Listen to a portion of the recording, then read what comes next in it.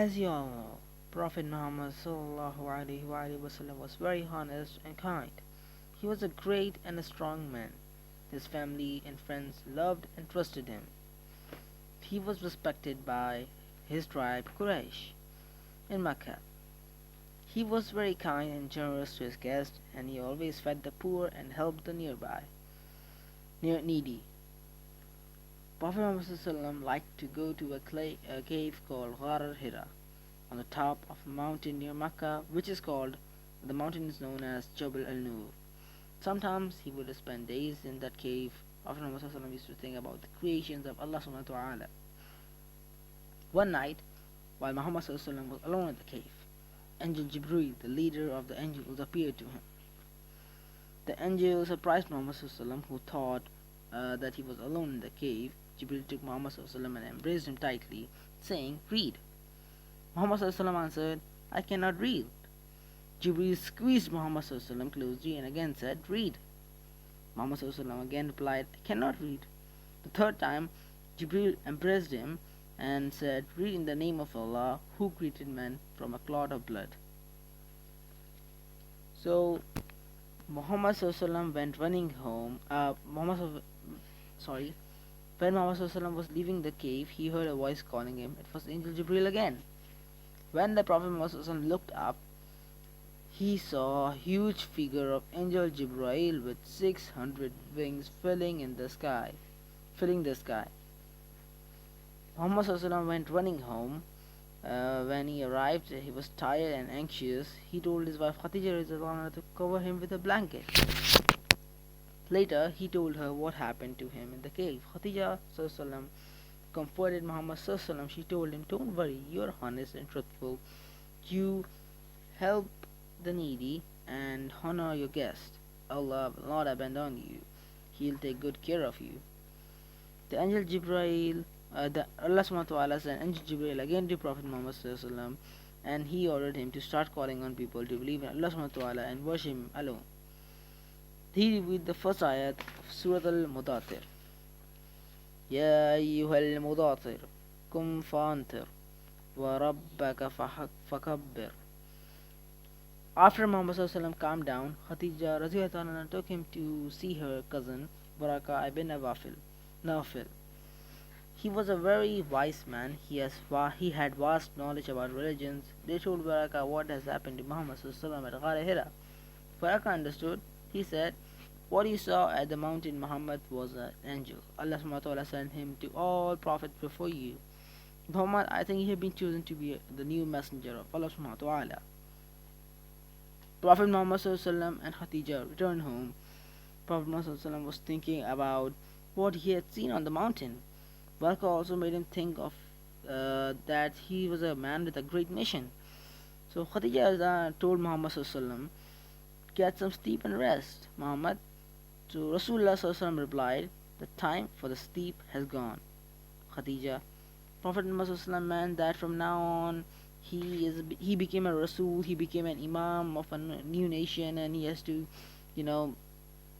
give guidance. He has to teach people uh, Islam and other stuff. The guidance is in the hand of Allah subhanahu wa ta'ala, but he has to teach people, he has to do a lot of stuff. So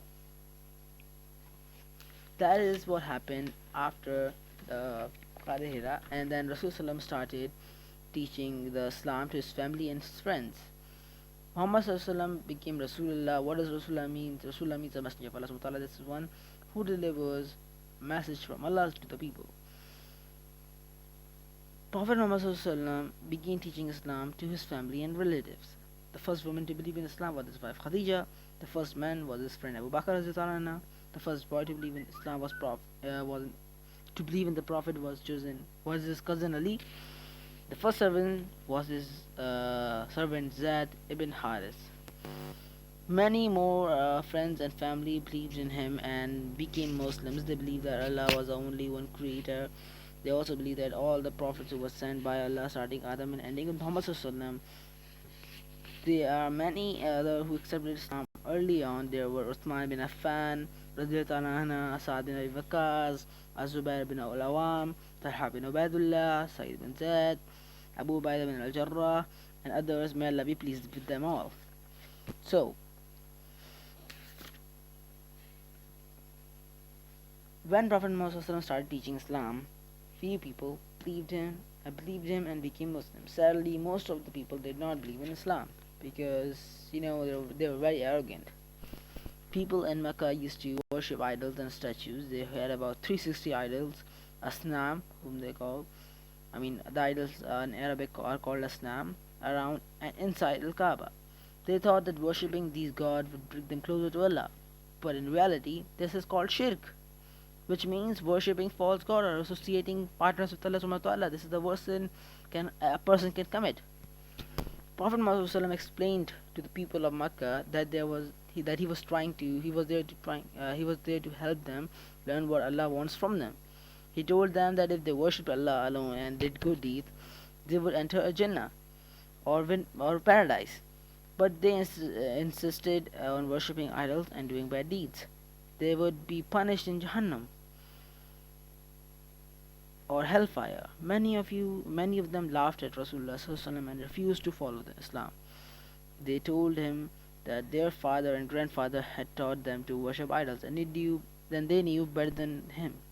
They told him that they would never leave the religion of their ancestor, which is bad because, like, a man came to you with the religion of truth, and you're saying that you're gonna follow the religion of your forefathers, which is bad.